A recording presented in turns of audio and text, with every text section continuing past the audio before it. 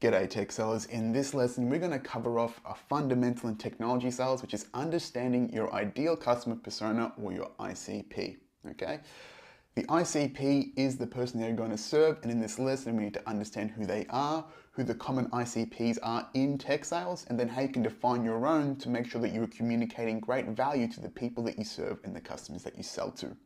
This is the first time seeing me. My name is Jameel. I'm the founder of Tech Sales Academy. I'm a former 2x top 1% account executive at Cisco and Telstra Enterprise. I went over 10 years without missing quota once in my entire tech sales career. And now I've transitioned into becoming an enterprise tech sales coach for tech AEs and BDMs without technical backgrounds, just like myself. And the good vendors that you see down there seem to think I do pretty damn well. So what is your ICP, your ideal customer persona? They are a definition of the people that you want to serve.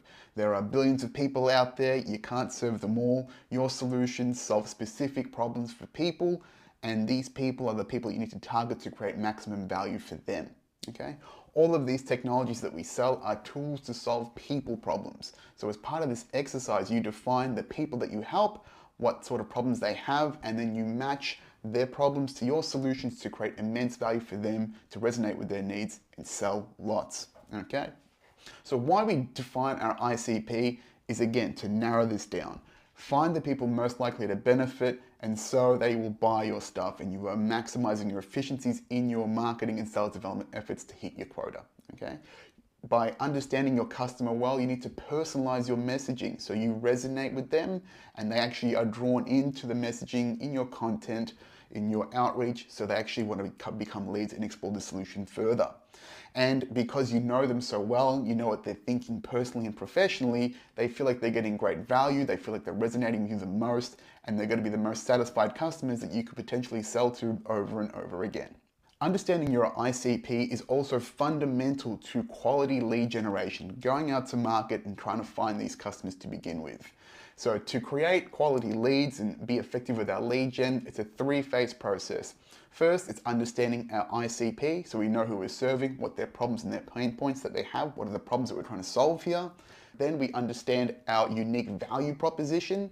So that's how we explain to customers how we solve their problems best, better than anyone else, and that's how they remember us amongst all the noise of the world. And then we combine the two. We understand their pain points, we match them to our solutions, high resonance, leads generated, high quality opportunities, more deals. All right? So how we define an ICP in marketing terms is two broad ways. There's the demographics and then there's the psychographics. The demographics, that's quantitative data. That is who they are impersonally, what industry they're in, what their title is, what company they work for, what location. And this is usually defined by your portfolio anyway. But to go deeper into your customer, you need to understand what are your customers actually feeling, because this is how you resonate with them, right? People are emotional first, logical second. You need to know what problems they've got, what frustrations they're feeling, what do they value, okay? What are they motivated by to buy things, and what are the beliefs and opinions that they might currently have that you might need to change for them to resonate with your solutions, okay? You got to change minds and change attitudes a lot to be a great tech seller. So again, to get deep into your ICP, you need to think about this really properly, is what is in this for me professionally and personally? That is what your customers really care about. When we go out and buy things, we're always figuring out what's in it for me, okay? Professionally, that uses the logical side of the brain. That's part of their job, their responsibilities, okay? So if they're an IT manager and they've got to keep the lights on and keep the infrastructure going, that's what they're paid to do. They have to do it. Okay, maybe they've got some metrics, some KPIs that are related to their performance and their commissions or their payouts, whatever it might be. You need to understand this because this will motivate them. Or more broadly, do they have to serve a larger business function or outcome, and what are they contributing to that? Okay, but to get into the customer's mind and really connect with your customers, you need to understand their emotions. This is the secret sauce to being a great tech seller, to being a great personal brand, is connecting emotionally with problems and connecting emotionally with your customers to be trusted, okay? So what do you want your customers to feel after they use your solution? Is it relief? Is it excitement? What is going to internally drive them and get them energized to engage and buy from you? Okay, how will this improve their status? How will this improve their perspective? The human mind loves status. We all have egos. We all want to be the best. We always want to look good to our people. We need to look good to the people that we are managing. So if you've got teams or end users in the tech world, or if you've got bosses and leaders, we want to look good to them. Or does it make us look good within ourselves? We need to be thinking about that. That's the deep psychological stuff when it comes to sales that sets us apart from average sellers. Because again, I will drill this into you. People are emotional first, logical second. They will justify an expense with the emotions that they feel. Okay? So very important to understand the emotions of people first. To make this easier for you, I've defined some of the more common ICPs in the tech sales ecosystem. Okay? The best ICP is ideally the one that has the financial authority to buy. They're the one that's going to actually open the wallet to procure stuff to begin with. So I've divided this into two major segments because there is IT and ICT, which is my background, and there's also SaaS, which I've also done, but SaaS can be not technology focused specifically. Like it just be purely software that might be a business function. So when it comes to the IT world of things, your IT managers in your lower segments, SMB, so small, medium business to mid-market, they're usually your ICPs. When it comes to the higher segments in mid-market, commercial, enterprise, usually the CIOs and the CTOs are the most common ICPs that you need to appeal to. And in the top end of town, the enterprise and government customers, usually, architecture leads and engineers, they will be underneath the CIOs and CTOs. They're often people that need to be involved in the sales process. Especially towards the top end of town, you're always going to be dealing with the CFO in some capacity or a board if it's a really big purchase decision. When it comes to functional specific software, for example, if you sell a CRM or HR software, generally your ICP will be the head of that department. Okay, so if you're managing HR software, it might be the head of HR, or I've got marketing there as an example. If you're selling a CRM potentially, or marketing tools, your IT managers and CIOs will usually get involved in the decision-making process to make sure that it technically integrates into the ecosystem and make sure that there's no risks involved in downloading and using the software. And then your end users are often the people that have the problem, but not the authority to buy. But you do need to understand what their pain points are. And because if there are heaps of end users, what is the scalable benefit of your solution? Does that mean, you're saving an hour per week times 1,000 end users? That's ways to generate value and, really solve for the ICP at a large value to create value for the decision makers in the business. Okay. I'm going to give you an example here of one of my own ICPs, which was IT managers, because I spent a lot of time in the mid-market. I'm going to give you a real-life example from a $300,000 server deal I did in my top 1% year. So their demographic, he was an IT manager at a law firm. They had about 300 seats here in Melbourne, in Australia. The problem that they had with the current servers they had were end of life and were needed to be refreshed.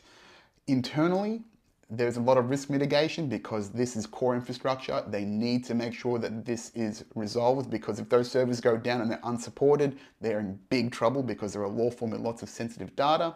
Emotionally, the IT manager was pretty stressed out and a bit time poor because he's being stretched in other different directions and other priorities in the business, and managing infrastructure is, time consuming with not a lot of value. And his opinions were he preferred Cisco, which definitely helped my situation. Okay. So to understand him a little bit further, I need to understand what's this solution going to do for him professionally and personally. So a new service solution, responsibility, it's his job to maintain this service. This is part of their primary responsibility. This cannot be ignored. Okay, the company cannot run without servers. All of their sensitive customer information, legal documents, etc. are on these servers. And because they deal with high value clients and are working 24/7, they need 100% uptime to maintain this business. This is critical infrastructure. So when it comes to the emotions, what are they going to feel once these issues and these servers are resolved for?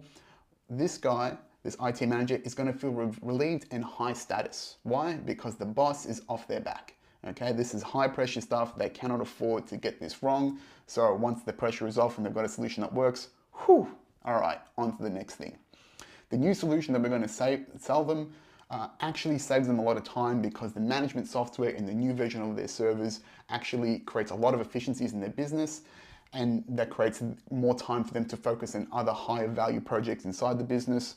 And then because they can focus on those higher value projects, this IT manager looks better, improves their status because they're saving time and spending it in front of more valuable projects, in front of more valuable leaders, and improves their status inside the organization, right? So that's a compelling way to define the ICP and how they're going to feel before and after you've dealt with them. So when it comes to defining your own ICP, usually the company you work for will have defined a lot of your demographics and your ICPs, because you might have a portfolio that deals with SMB, you might have a portfolio that deals with mid-market. So that's a lot of the demographic. And then usually, again, in those smaller segments, it's always going to be an IT manager or a CIO. And you're going to have, ideally, those contacts inside your CRMs or maybe inside your lead lists, whatever you have for lead generation or for customer management. But to take this a step further, elite sellers, they understand their ICP's emotional motivations, right? What is energetically going to pull them and compel them to actually act, okay? And once you understand your ICPs, you'll get generalizations. The more time you spend with them, the more you'll understand their problems, and then you'll actually connect the dots of what are the common pain points. And once you've got that commonality and really know them well, you can share them with other new ICPs or new customers that you have conversations with and connect with them faster, relate to them faster, because you go, yep, I know your problems. I've dealt with plenty of you guys in the past. How's this problem? How's that problem? How's that? And they go, yeah, I've got that. Oh, you really understand me, right? And you go from a stranger that goes, who's this person trying to sell me stuff, to this guy, this lady really understands me and what my problems are. I want to deal with them more, okay?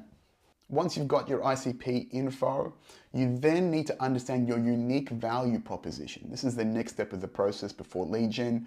Once you understand your ICP, then you need to understand your UVP, unique value proposition. And this is why you and your company and your solutions uniquely benefit your customers. What makes you stick out from the crowd and the competition to uniquely solve the customer's problem best? If you can link their problems to your solutions, right? That's how you solve problems better than anyone else. And then you use that information in your outreach, your calls, your emails, your DMs. You talk about the pain points that agitates them. They go, yeah, I actually have that problem. And you talk about how you've solved that problem for others or got some great solutions in place. And they go, ooh, that's interesting. Let me engage with this. Maybe we'll have to have a conversation, a meeting, and then you've generated a lead. Okay, so we will do a lesson on the UVP next, and then there's a third lesson coming where you talk about linking your UVP and your ICP so you've got effective lead gen. So for now, I will give you an exercise to define your ICP. I've given you a template to follow out, and there's a separate lesson for this, but we want to write this out. We want to map this information out and have it on a page so you're not just milling it around in your head and forgetting it all the time. We want to make sure that you understand your demographics, your psychographics, and also who's in your ICP's trusted network. This is really useful for later engagements to understand where are the points of leverage and authority that you can create to, again, build deeper relationships and get away from the stranger danger to a trusted technology advisor. Okay, so there'll be a link to the lesson inside this, up or down, wherever it is, and a separate lesson for that, and a template for you to use and use in your journey in sales. Okay, so to summarize here, your ICP is your target customer or customers who are most likely to buy your solutions. We define them by the demographics and the psychographics. Okay, knowing what's in it for me emotionally, right? What's that internal drive and motivation is the most potent part about your ICP. This is how you resonate with their challenges, and they are more compelled to be interested in your conversations and think that the most value in your solutions is there. Okay, really important to focus on the emotional side. Technology is all logic, but we as the people side of technology focus on emotions and connections. Okay, and again, you can get these slides and the template available below, and we can take this a step further. That's it for this free lesson. If you would like more tech sales tips just like this, I've got over 30 free lessons and templates for you in the Tech Sales Mentorship course. It is intended to prepare you for your six-figure tech AE role. I've also given you a 10-year career development and skill plan to make you a seven-figure enterprise AE, smashing quota in 25 hours a week. That is my plan for you, and plenty of other, inner circle tech sales tips and tricks that we can't really talk about in public. But if you'd like to check that out, that's at school.com/Tech Sales Academy. I'll see you in there. Ciao for now.